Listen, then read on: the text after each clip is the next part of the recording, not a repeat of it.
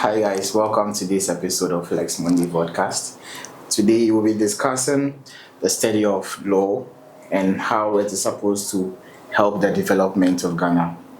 I have with me Patricia and Emmanuel. I would like for them to introduce themselves. Good evening, everyone. My name is Patricia Beidu. I'm in level 400 undergraduate, and I'm the immediate past vice president of the University of Ghana Law Students Union. All right. Good evening. My name is Emmanuel Apagli, a level 400 undergraduate student of the University of Ghana School of Law, and I'm the past president of the University of Ghana Law Students Union. So today we want to understand what role the study of law plays in the development of our country, Ghana. So, and preparing students for advocacy in the community, what roles does the study of law play? Patricia? Well, law does a lot in preparing students for advocacy in our communities. So I will speak on University of Ghana School of Law because that is where I'm affiliated to and I know more about it. So at University of Ghana, students are provided with internship opportunities. We have moot court sessions, which are, they are more or less compulsory. It happens every year where students are given the opportunity to represent their firms in moot court competitions inside the University of Ghana School of Law. Also, we have international moot court competitions, students engaging in other countries, sometimes in other parts of Ghana as well, which all provide students with practical knowledge on how to advocate better. So, Emmanuel, what do you also think about the roles the study of law plays in the development of Ghana? Well, concerning University of Ghana School of Law, I think she's pretty much said everything. The school does not only provide theoretical education for the students, it helps them to also have a first-hand experience of what the real law court or the real lawyer life is. So you have avenues like the moot court competitions where you have the opportunity to practicalize whatever theories you've learned in class.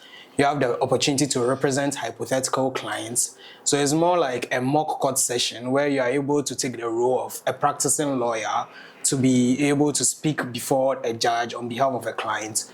So these and other stuff, as she's already mentioned, the international competitions, which is not only about mooting, some are about legal studies, some also have to do with international law, environmental law, and other aspects or other facets of legal education in the world globally.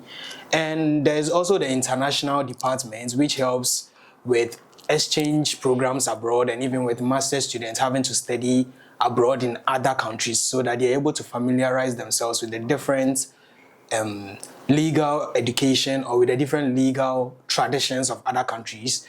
This includes the continental law, the common law, the civil law, among many others. This is to ensure that students do not only have a one-way type of study, but a holistic study of the law, because the law is evolving and changing every single day. The law is dynamic. New laws or new principles come into play as the days go by.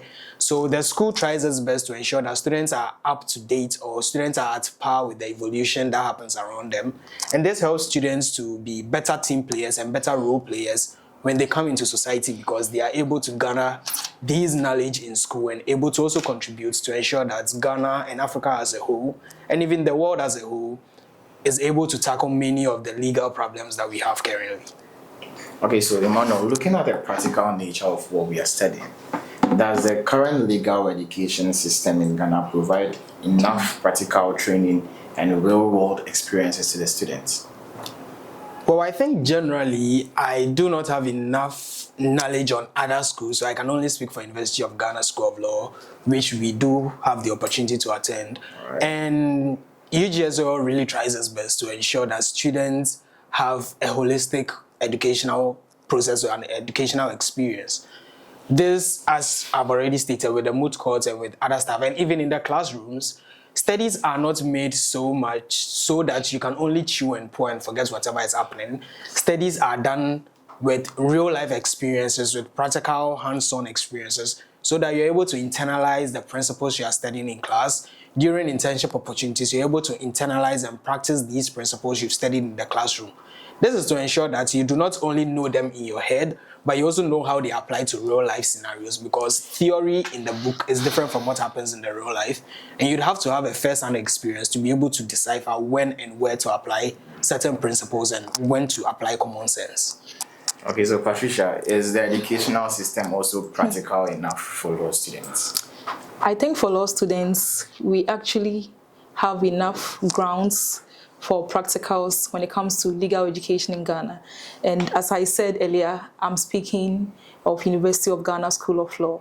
So as Emmanuel earlier stated, we have the internship opportunities and other means which afford students the opportunity to practicalize all the things we learn in the classroom.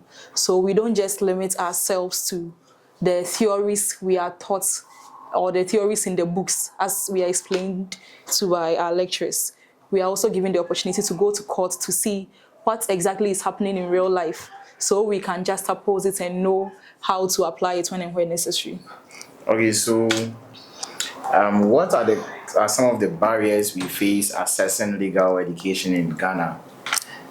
Well, for the barriers to legal education, the very first thing I will talk about is the willpower of the person. That's the very first barrier, because I get this comment a lot. People are always saying law is so difficult, it's so time consuming. Yeah. So because of that, people already program in their minds, I can't do it. And once you've made up your mind you cannot do it, there is very little we can do to make you believe you can. And we are all law students. We haven't died, honestly. So you can do it. If we are doing it, we are not superhumans. We are ordinary people just like anybody out there.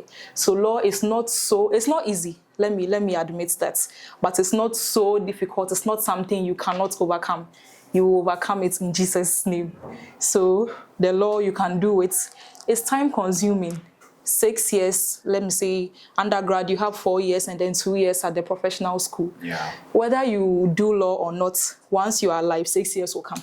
So why don't you just do what you really want to do instead of complaining that it's too much of time for you to invest in one aspect of your education? And the second aspect would be the financial constraints. I think it's general knowledge that the study of law is quite expensive. The books we buy, the cost of school fees and all that. But then, a good news to the general public, at the University of Ghana School of Law, we have some measures in place to cushion students who are not so financially grounded to be able to afford legal education. So in University of Ghana School of Law, there is the welfare fund where brilliant but needy students apply to the administration, and then their tuition and some stipend for food and other things are provided to the person. I think the SRC too has this scholarship scheme, Yibibua, if I'm not mistaken, yes. So all those avenues are there to help cushion people who have actual interest in studying law, but due to financial constraints are not able to. So Emmanuel, what do you think are some of the barriers to accessing legal education in Ghana? Anything apart from what she has given us? Well, I think the major problems are what she stated, but I also think the law is not an easy course. I mean, every course is not easy. You'd have to dedicate time, you'd have to dedicate resources, you'd have to sacrifice things to be able to finish any course you put your mind to or any studies you put your mind to. So for that, you would need the willpower, as she's already stated. And it's not an easy task. A lot of students defer, or a lot of students drop out midway because there is a lot of stress or academic burdens on them. Yeah, say it again. The problem is that that is how the nature of the law is, even after school. It's not an easy task. You don't just go to court and you win every case. There are days you'd have sore days where you'd have to pick up yourself and go to court the next day, even though you failed a client the day before.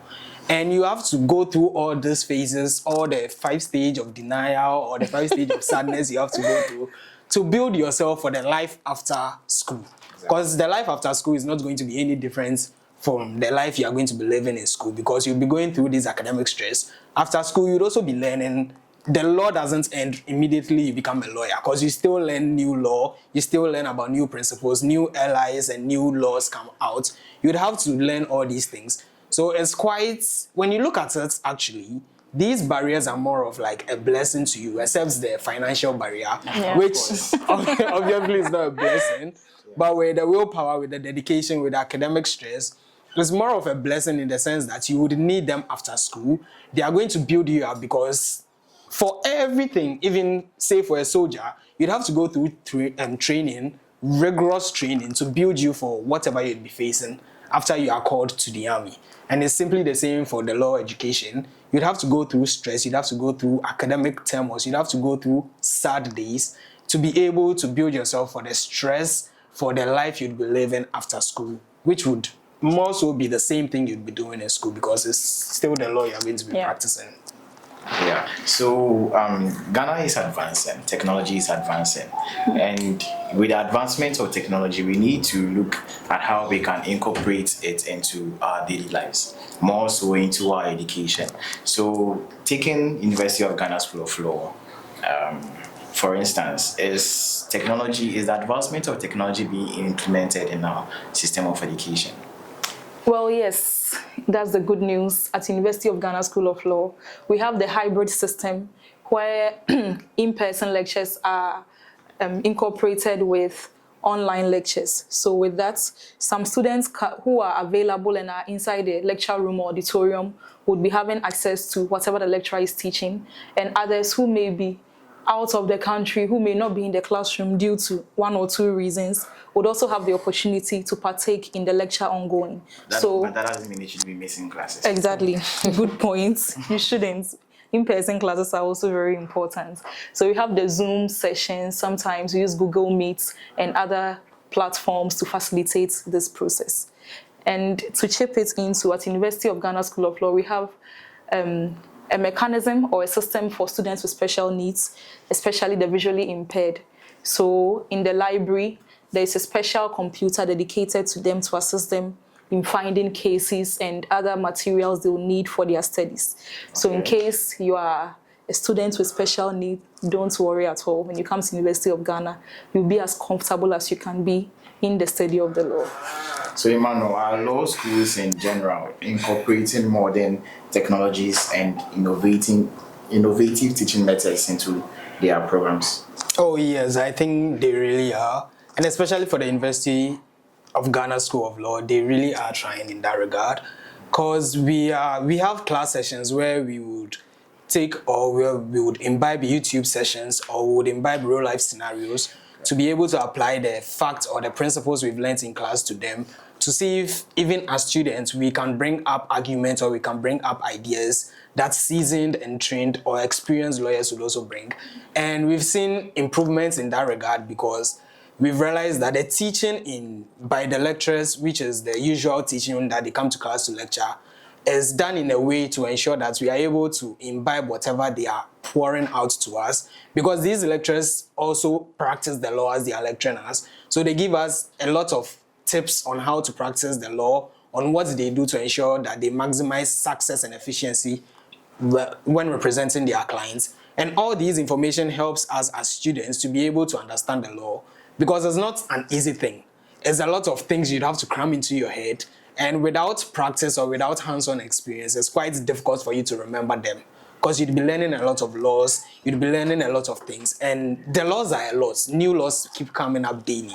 So without these tips and without technology, it's quite difficult for you to remember everything, or for you to even know a bit about every single thing, which is going to help holistically or generally in the end. Okay, so what lessons can Ghana learn from other countries and using legal education as a tool for national development? So with I'll take that one. So I mean, you have experience in international meeting, and you've been able to you've come into contact with people from other countries. Yeah. So we want to know from your perspective, okay, what lessons Ghana can learn from those other countries in their use of legal education as a tool for their national development. Okay, so I think first off, it boils down to the roots of the democratic system we live in.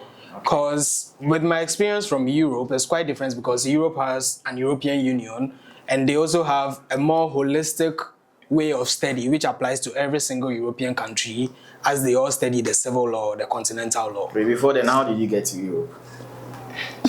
I flew to Europe. No, what is So I was opportune to have this Erasmus exchange program with the University of Salzburg, and this was courtesy by the University of Ghana School of Law. And this, as Patricia has stated, is one of the benefits or the advantages you get from the University of Ghana School of Law, which enhances your study, your holistic study of the law, because all this exposure helps you to understand the law from other perspectives or other viewpoints or other legal theories. So as I was saying, with the European Union, there is the European Law Students Association, which is more of like a student association of law students in the whole of Europe. And with this, they have a president, a vice, they have a structure. And this structure is more like a parliamentary system for the countries. And these leaders of the students' unions represent the students in the parliaments of the nations. So they're able to contribute to decision making, they're able to contribute to policy making from the ground level. This in itself really helps the nations or the policy makers to hear the voice of the students or to also imbibe these voice of these students because they have the opportunity to listen to them. But in Ghana, we have a different approach and students are not really given the opportunity to participate in this policy making or this decision making processes of our country. So it's quite difficult for problems of the grassroots to be heard in parliament. Mainly the laws that come out, although they do help the country, there are points or there are problems that are of dire need to those at the grassroots that there is no solution to these things because no one knows of these problems. Okay, so can you give us your final words, Patricia? Well, from the discussions which have gone on in the past few minutes, we have actually realized that the law is playing a role in developing the nation, all right, but there is still more we can do. And just a final bit to add up, if you want to do law, please feel free and apply. You can do it. We need you to help us shape better the future of Ghana, to develop for us all to benefit and enjoy. Okay, Emmanuel, your final words. I think if you have a passion for law, just go for it. Yes, it might be daunting, it might be difficult, but the step you take to apply is already half of the problem you are going to solve. Exactly. Because the other half is just you finishing the course, and that's, by the grace of God, you will. You will. And also, we would like to thank our Dean, Professor Raymond Atuguba, because he's really tried to ensure that there is a holistic study of law in the University of Ghana School of Law, with the imposition of new initiatives and new policies to ensure that the study of law is not only chew and pour, but is more practicalized and internalized. All right. Okay, you want to add something more? And we are just using this as an opportunity to invite the general public to assist with Dean Atuguba's project of building the new law school building. Yeah. Because I think we need to have a session on that. right, We right, need to, yes, we need to. So, so we are just pleading with the general public to support this worthy cause because it will really, really boost the future of legal education in Ghana. Thank you. all right. So my name is Gold Kwame Kotson, and I was your host for this episode. We will meet at the next one. Thank you.